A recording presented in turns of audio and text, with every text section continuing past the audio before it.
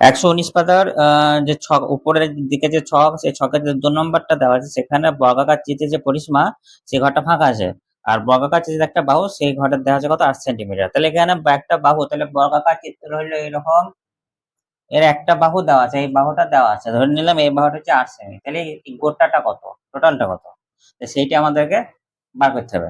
তাহলে আগে লিখে নিয়েছি বর্গাকার চিত্রের একটা বাহু, তাহলে বর্গাকার চিত্রের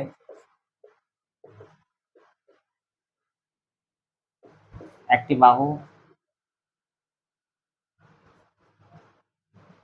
তাহলে বাহু কত না 8 সেন্টিমিটার, তাহলে 8 সেমি। তাহলে আমাদের বার করতে হবে যে ফাঁকা ঘর আছে পরিসীমা, তাহলে পরিসীমার যে ফর্মুলা সেইটা দেখো দেওয়া আছে 118 পাতাতে।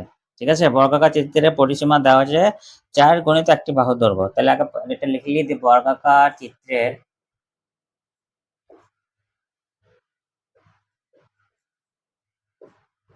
বর্গাকার চিত্রের পরিসীমা,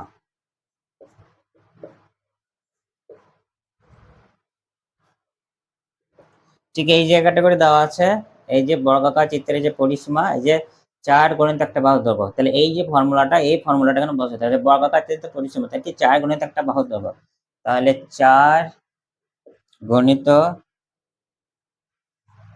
একটি বাহুর দৈর্ঘ্য।